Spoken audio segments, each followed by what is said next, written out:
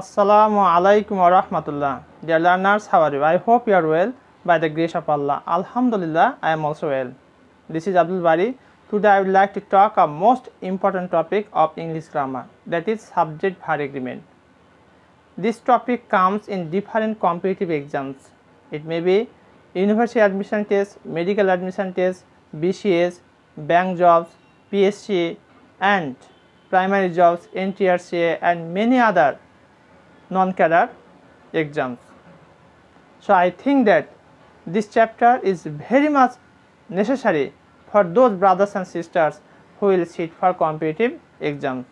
I will politely request all of my dear learners, please stay connected and enjoy this class. Let's get started. Subject verb agreement এই শিরোনাম থেকে আমরা স্পষ্টই বুঝতে পারছি যে আসলে সাবজেক্ট ভার্ব এগ্রিমেন্টটা কি। সাবজেক্ট আর ভার্ব আর এগ্রিমেন্ট হচ্ছে চুক্তি বা সমন্বয়। তাহলে সাবজেক্টের সাথে ভার্বের, তো ভার্বটা কখন কোন ফর্মে হবে এটা ডিপেন্ড করবে সাবজেক্টের নাম্বার ও পার্সন ভেদে। সেটা কি ফার্স্ট পার্সন আছে না সেকেন্ড পার্সন না থার্ড পার্সন। দ্যাট মিনস এই সাবজেক্ট যেটা সেটা কোন পার্সন এবং কোন নাম্বারে আছে তার উপরে বেস করে ভার্বের যে ফর্মটি হয় তাকেই বলছি আমরা সাবজেক্ট ভার্ব এগ্রিমেন্ট। তো চলো আমরা উদাহরণগুলি দেখি। আর এরপর আরেকটি বিষয় তোমাদের না বললেই নয়, আমি যে উদাহরণগুলি এখানে দিয়েছি এগুলো কোনো না কোনো পরীক্ষাতে, সেটা হতে পারে অ্যাডমিশন টেস্ট, হতে পারে মেডিকেল, হতে পারে বিসিএস, দ্যাট মিনস এই সমস্ত উদাহরণগুলো কোনো না কোনো পরীক্ষায় এসেছিলো। তাহলে বুঝতেই পারছো how much significant these are. তাহলে আমরা শুরু করি। প্রথমটা দেখি 1 নম্বর, Mars dash planet in our solar system. Mars হচ্ছে মঙ্গল গ্রহ, প্ল্যানেট হচ্ছে গ্রহ, in our solar system. Solar system হচ্ছে সৌরজগতের। তাহলে মার্স হচ্ছে অর্থাৎ মঙ্গল গ্রহ হচ্ছে সৌরজগতের একটা গ্রহ। এখন এখানে মার্সের পর আমরা ভার্ব কি নিব? আর, ইজ, ওয়াজ, উইল বি, কোনটি হবে বলো তো?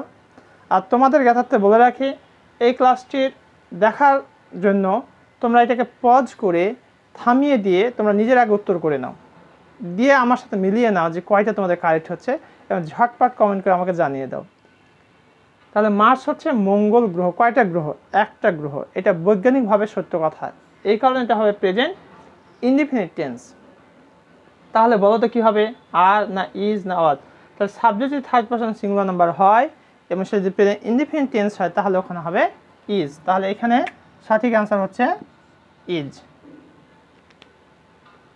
তাহলে এখানে আমরা ইজ বসাতে পারি। আচ্ছা, cultural studies dash a new meaning of culture. এখানে কি হবে? গিভস, গিভ, অফার, শোয়িং, কোনটি হবে? এতক্ষণ আশা করি তোমরা বুঝে গেছো। এখানে কালচারাল স্টাডিজ প্রথমে আমাকে জানতে হবে হোয়াট ইজ ইট। এটা হচ্ছে থার্ড পারসন সিঙ্গুলার নাম্বার এবং সাংস্কৃতিক শিক্ষা, এটা একটা বিষয়ের নাম। সাংস্কৃতিক শিক্ষা একটা হচ্ছে বিষয়ের নাম, যেমন হচ্ছে ম্যাথমেটিক্স, ফিজিক্স, ইথিক্স, ঠিক এরকম একটা কালচার স্টাডি একটা হচ্ছে সাংস্কৃতিক শিক্ষা, একটা বিষয়ের নাম, একটা বিষয়। তাহলে কোন পারসন? Third person. কোন নাম্বার? Singular number. তাহলে থার্ড পারসন সিঙ্গুলার নাম্বার হলে এখানে হবে গিভস। কালচার স্টাডিজ গিভস আ, এইটা হবে সঠিক উত্তর, gives a new meaning of culture. আচ্ছা, এরপর দেখো third number, the United States of America. The United States of America বলতে আমরা যুক্তরাষ্ট্রকে বুঝে থাকি। এখানে স্টেটস রাষ্ট্রসমূহ এমনটি কিন্তু নয়। ইউকে এর সংক্ষেপে বলা হয় ইউকে, না sorry USA, United State of America, USA. তাহলে the United States of America dash a rich country, অর্থাৎ যুক্তরাষ্ট্র একটা ধনী দেশ। তাহলে কি হবে?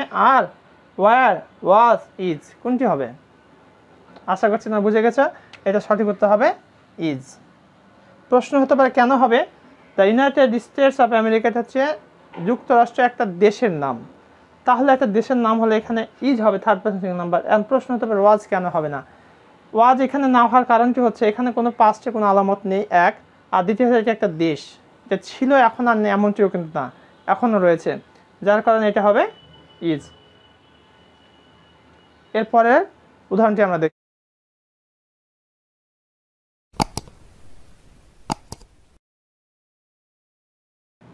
4 নাম্বার হচ্ছে Gulliver's Travels dash wonderful to read. Gulliver's Travels প্রথমে জানতে হবে এটা কি আসলে। এটা একটা ভ্রমণকারী একটা বইয়ের নাম। তাহলে গ্যালিভাস ট্রাভেলস এখানে হবে হ্যাজ না আর না ইজ না ওয়্যার। এই পুরোটা গ্যালিভাস ট্রাভেলস দেখতে প্লুরাল মনে হলেও এটা একটা হচ্ছে কিসের নাম, বইয়ের নাম, থার্ড পারসন সিঙ্গুলার নাম্বার। তাহলে কি হবে বলো তো, হ্যাজ হবে, আর হবে, ইজ হবে, ওয়্যার হবে, ইজ হবে। কেন, Gulliver's Travels is wonderful to read. তাহলে উত্তর হচ্ছে তোমার সি নাম্বার। এবার দেখি বি নাম্বারটা, I dash the 9th letter of the English alphabet. এখানে একটা মজার প্রশ্ন, তোরা অনেকেই এই জিনিসটি জেনে একটু হয়তো হতবাক হবে, কিন্তু হতবাকের কিছু কারণ নেই। I dash the 9th letter of the English alphabet কী হবে, is, are, am, will be. এতক্ষণ পর্যন্ত তোমরা অনেকে হয়তো ভেবেছ অ্যাম হবে, কিন্তু অ্যাম হবে না। কেন হবে না বলো, আই হচ্ছে 9ম letter of the English alphabet, অর্থাৎ ইংরেজি বর্ণমালা কয়টা বর্ণ রয়েছে, 26 আলফাবেটস, মানে 26 মানে লেটার্স রয়েছে। তো সেক্ষেত্রে আয়ের পরে এখানে হবে ইজ, কারণ এই আইটা হচ্ছে থার্ড পারসন সিঙ্গুলার নাম্বার। কেন, এটা 26টা বর্ণের একটা বর্ণকে মিন করা হয়েছে। তাহলে একটা বর্ণ যেহেতু মিন হয়েছে, এই কারণে থার্ড পারসন সিঙ্গুলার নাম্বার, এই কারণে হবে এখানে ইজ। তাহলে উত্তরটা হচ্ছে এটা, I is the 9th letter of the English alphabet. If I dash a king, একটা বিষয় খেয়াল করো এখানে, যে এখানে am হবে, was, were, shall be, কোনটি হবে?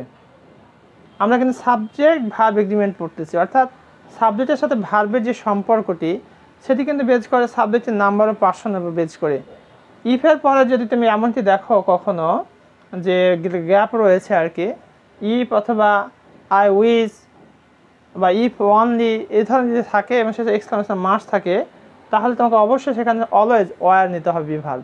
কখনো অ্যাম হবে না, ওয়াজ হবে না, অন্য কোনো হবে না, অলওয়েজ কি হবে, ওয়্যার হবে। তাহলে এটা হচ্ছে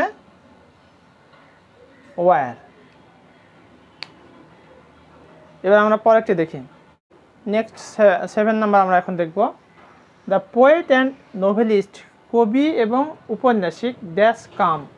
এখানে সাবজেক্টটা থার্ড পারসন সিঙ্গুলার না plural, the poet and novelist একজন ব্যক্তি না একাধিক ব্যক্তি, এটা প্রথমে গেস করতে হবে। এরপর আমরা দেখব কোনটি হবে, হ্যাভ হবে, হ্যাজ, হ্যাভ বিন না has been.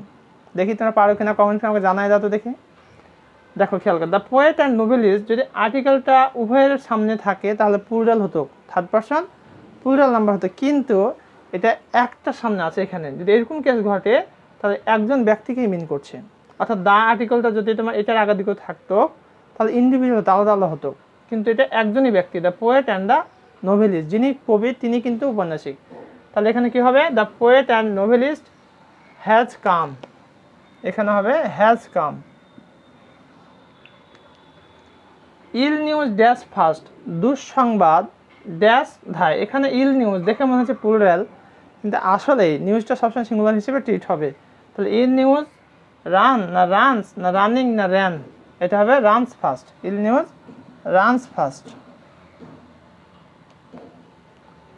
Physics dash a difficult subject, physics হচ্ছে একটা সাবজেক্টের তোমার একটা বিষয়ের নাম, যেমন ম্যাথমেটিক্স, ফিজিক্স, তারপরে ইথিক্স, ঠিক physics dash a difficult subject. আর হবে ইজ, হ্যাভ, নান, কোনটি হবে, এস। ফিজিক্স হচ্ছে একটা সাবজেক্টের নাম, বিষয়ের নাম, পদার্থবিজ্ঞান যেটা আমরা বলে থাকি, তাহলে এখানে কি হবে, is. Physics is a difficult subject.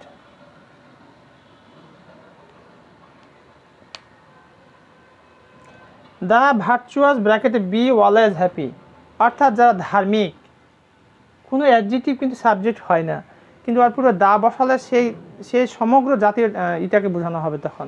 The virtuous ধার্মিক কেরা, ব্র্যাকেটে বি, বিভার বলতে আমরা M, is, R, Aja, war এগুলোকে বুঝে থাকি, তাই না। তাহলে দ্য ভার্চুয়াস ব্র্যাকেটে বি অলওয়েজ হ্যাপি, ধার্মিকেরা সর্বদাই সুখী। তাহলে এখানে কি হবে, ইজ, আর, হ্যাভ বিন না নান।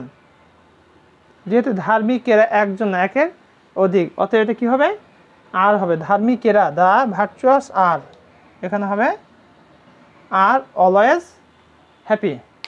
ডিয়ার লার্নার্স, এতক্ষণ পর্যন্ত আমরা গুরুত্বপূর্ণ যে চ্যাপ্টারটি নিয়ে কথা বললাম, অর্থাৎ সাবজেক্ট ভার এগ্রিমেন্ট 1 থেকে 10 পর্যন্ত আমি তোমাদের উদাহরণ দেখালাম, এবং এগুলো প্রতিটাই কোনো পরীক্ষাতে কম্পিটিটিভ এক্সামে এসেছে। অতএব এই বিষয়গুলি গুরুত্ব এবং তাৎপর্য অনেক বেশি। তোমরা যারা অ্যাডমিশন টেস্ট দিবা, মেডিকেল অ্যাডমিশন টেস্ট অথবা বিসিএস পরীক্ষা, নন ক্যাডার যে কোনো জবে অথবা প্রাইমারি অথবা এনটিআরসির যে পরীক্ষা, তোমার প্রতিটা ক্ষেত্রেই এর ভূমিকা রয়েছে। পাশাপাশি যারা তোমরা শিক্ষার্থী এসএসসি, এইচএসসি, তাদের জন্য যারা পাস কোর্স, ডিগ্রি, তাদের জন্য এই চ্যাপ্টারটি খুবই গুরুত্বপূর্ণ। আশা করি তোমরা খুব মনোযোগ সহকারে এগুলো চর্চা করবে, প্র্যাকটিস করবে ইনশাআল্লাহ। এই ধারাবাহিক ক্লাস, আজকে আমি পার্ট 1 নিয়ে কথা বলেছি, ধারাবাহিকভাবে আমার ক্লাস চলতে থাকবে। এরপর আমরা পার্ট 2 নিয়ে কথা বলবো, সেখানে আরও গুরুত্বপূর্ণ যে নিয়মগুলো রয়েছে সেগুলো নিয়ে আমরা কথা বলবো।